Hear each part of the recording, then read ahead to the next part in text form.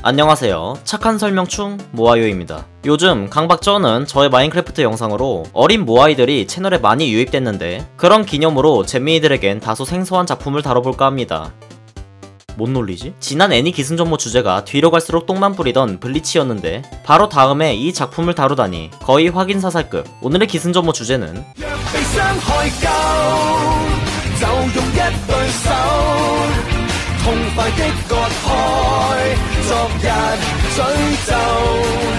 일본어 OST보다 중국어 OST가 더 유명한 의문의 작품. 저의 대칭평만큼이나 완벽하여 기승전모에 꽂힌 전 부분을 만들기 어려웠던 작품. 소년만화지만 소년만화의 법칙을 거스른 희대의 명작 강철의 연금술사, 지금 바로 시작합니다.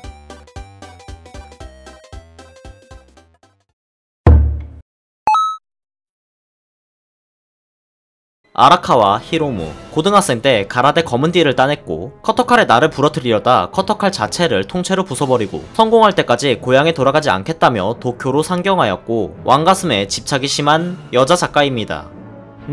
프로 만화가 데뷔 전에는 게임 잡지의 일러스트레이터로 활동했으며 명탐정 코난의 아오야마 고쇼, 마법진 구루구루의 에토 히로유키의 어시스트로도 활동했죠. 그렇게 경험을 쌓던 그녀는 이라는 단편을 그렸는데 이 작품이 1999년 애닉스 21세기 만화 대상에서 대상을 수상하였고 소년 간간이라는 잡지에 8월 후에 실리게 되어 데뷔를 하게 됩니다. 그리고 약 2년의 준비 기간을 걸쳐 2001년 1월 소년 간간의 강철의 연금술사를 연재하게 되었죠. 강철의 연금술사는 제목 그대로 연금술에 대한 이야기입니다. 죽은 어머니를 살리기 위해 주인공인 엘릭 형제는 인체 연성을 시도하지만 실패하고 그 대가로 형 에드워드는 왼쪽 다리와 오른팔, 동생 알폰스는 몸을 잃죠. 잃어버린 것을 되찾기 위해 현자의 돌을 찾아 떠나지만 현자의 돌과 관련된 커다란 음모에 형제는 휩싸이게 됩니다. 라고 공식 줄거리가 있지만 뭔가 부족한 요약입니다. 강철의 연금술사는 중요하지 않은 인물이 없고 관련 떡밥도 많은데 그 떡밥 또한 전부 회수되기까지 하거든요. 물론 이것은 완결까지 본 독자의 평가이고 사실 연재 초기에는 그다지 주목받는 작품이 아니었습니다. 우선 소년 간간이라는 잡지사부터가 매우 마이너한 곳입니다. 당연히 인지도는 이런 친구들에게 밀리고 있었고 내부 소동으로 경영 자체가 나빠지기까지 했죠. 2003년 9월까지 강철의 연금술사의 판매 부수는 권단 약 15만 부, 누계는 약 100만 부밖에 안되는 상황이었습니다. 그러나 어중간한 인기에 허덕이던 강철의 연금술사는 애니화로 엄청난 주목을 받게 됩니다.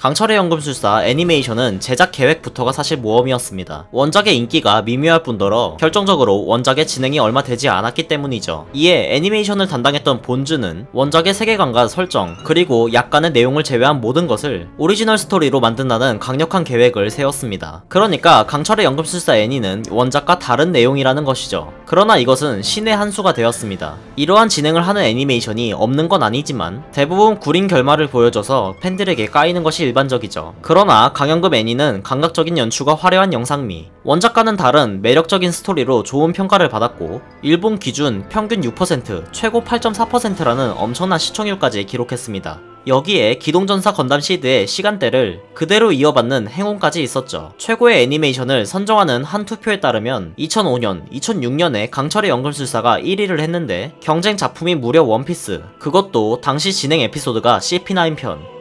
와우. 이렇게 매우 좋은 평가를 받은 애니메이션 덕분에 원작 또한 큰 인기를 얻게 되었습니다. 누계 100만 부였던 원작은 애니 방영 2개월 만에 누계 700만 부 돌파, 2004년 상반기에 1000만 부를 돌파하여 데스노트와 더불어 최소 건수로 1000만 부를 돌파한 기록을 가지고 있습니다.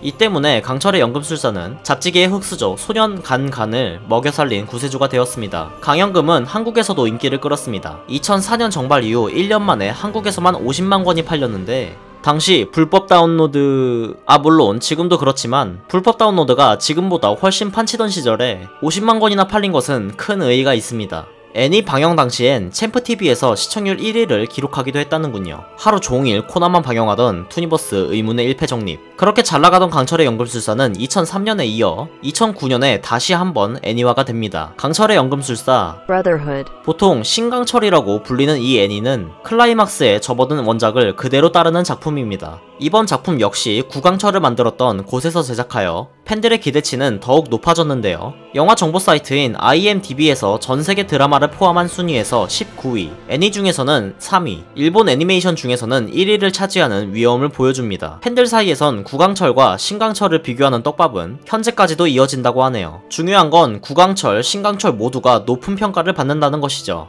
그렇게 강연금은 2018년 기준 전세계 누계부수 7030만 부, 21세기에 연재를 시작한 완결 만화 중에서 2위, 함정으로 1위는 블리치, 역대 일본 만화 중 24위를 기록하여 히트작 반열에 오르게 됩니다.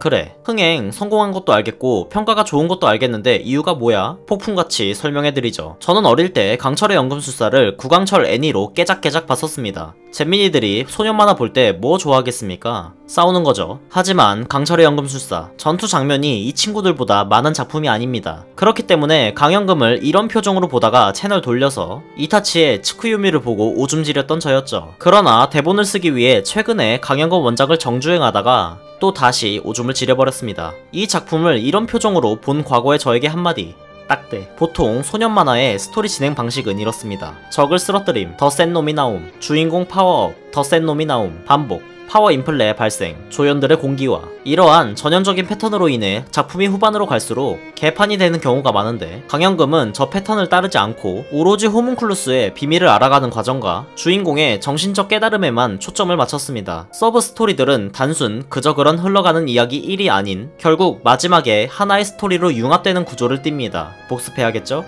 게다가 주인공부터가 전형적인 소년 만화와는 차이점이 있습니다. 약간은 모자라지만 열정과 의리가 넘치는 주인공들. 진리죠. 강연금의 엘릭 형제는 등장부터 부족함이 없습니다. 돈 많고 연금술 재능충에 전투력까지 완벽하죠. 그렇기 때문에 형제는 오만했습니다. 오만해서 큰 실수를 했죠. 그러나 이야기가 진행될수록 이 둘은 정신적으로 크게 성장합니다. 이들의 대사 하나하나에 성장을 느낄 수 있고 이를 섬세하게 표현했습니다. 주인공의 성장을 전투력 강해지는 데에만 초점을 맞춘 작품과는 차원이 다르죠. 여기에 강연금은 많은 교훈과 철학적 질문을 많이 던집니다. 그렇기 때문에 저의 어린 시절처럼 만화치고 내용이 어렵다는 생각으로 지루할 수도 있는데 이것을 곱씹다 보면 이게 또 대단합니다. 작품에서 교훈이나 철학 등은 초반만 겉핥기로 잠깐 다루거나 아예 안 다루거나 하는데, 강철의 연금술사는 지속적으로 독자를 생각하게 만드는 구조를 띱니다. 전쟁의 참담함, 전쟁으로 인한 등장인물마다 다른 신념, 연금술로도 함부로 만들 수 없는 생명의 존엄성 등, 특히 대사 중엔 사람을 향해 죽으라는 대사가 일부러 없도록 만들었다고 합니다. 존엄성 인정. 그 외에도 등장인물 중 중요하지 않은 인물이 없다는 점, 왜 우는지 모를 억지 감동이 아닌 대사 자체로 느낄 수 있는 울림, 모호한 권성징악의 대립구도, 비주류 잡지에 연재되어 무리한 장기 연재 없이 깔끔하게 나온 결말, 등가교환이라는 1화부터 언급된 단어를 끝까지 활용하는 장인정신, 그리고 낭만적인 프로포즈 1위로 뽑힌 연금술사식 프로포즈까지. 강철의 연금술사가 21세기 소년 만화의 정점이라는 말은 과장이 아니라고 생각합니다.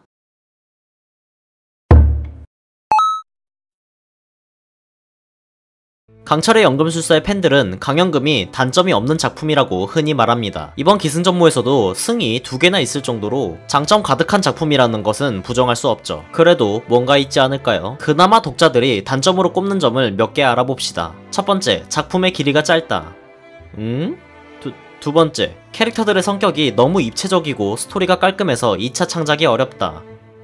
세 번째, 교훈과 철학적인 이야기가 있다 보니 조금 지루할 수 있다. 이건 인정합니다. 특히 초반에는 전투 장면이 얼마 없기 때문에 일반적인 소년 만화를 기대했다면 실망할 수 있죠. 네 번째, 작화에 호불호가 갈린다. 작가가 캐릭터의 볼살을 좀 통통하게 그리는 편이라고 평가받는데 저는 개인적으로 작화로 불만을 가져본 적은 없네요.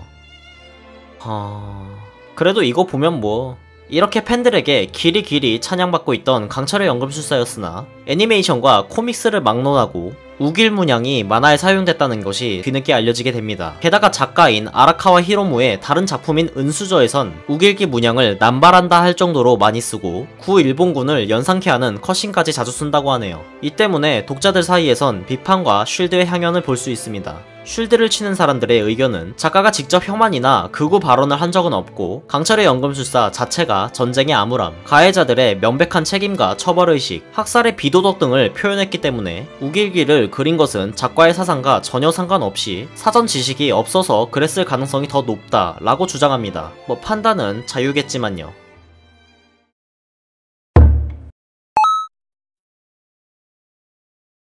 드디어 올 것이 왔군요. 2017년 12월 1일 대체 왜 하는지 의문인 실사화의 습격이 강철의 연금술사에게도 닥쳐왔습니다. 스토리는 원작의 스토리를 재구성하여 오리지널의 설정과 캐릭터를 추가하였습니다. 에드워드 역에는 일본의 인기 아이돌 야마다 료스케, 좌측 상단에 SNL이라고 써놓으면 정상훈씨 같아 보이기도 하네요. 그런데 이게 순간 캡처라서 그렇지 상당한 비주얼을 갖춘 인물입니다. 어쨌든 우려 속에 강연금 실사화는 개봉을 했고 아니나 다를까 온갖 욕을 먹게 됩니다. 사실은 예고편이 나왔을 때부터 욕을 먹었죠. 문제점이라 하면 에드워드 엘릭, 윈리 록벨, 로이 머스탱, 이름에서도 알 수 있듯 등장인물 대다수는 백인 설정의 캐릭터지만 모두 일본인으로 캐스팅한 데다가 분장마저 어설퍼서 코스프레 UCC 같다는 반응이 있었습니다. 저 금발머리 사이로 검은 머리카락 보일 것 같죠? 게다가 알폰스는 CG 제작비 절감을 위해 불량 축소까지. 물론 알폰스는 잘 만들어진 것 같습니다. 움직임이 없다면 말이죠. CG 이야기가 나와서 말인데 머스탱의 불꽃 연금술 실사 버전을 감상해보시죠. 파이어벳인가? 참고로 원작은 이렇습니다. 보는 김에 글러트니도...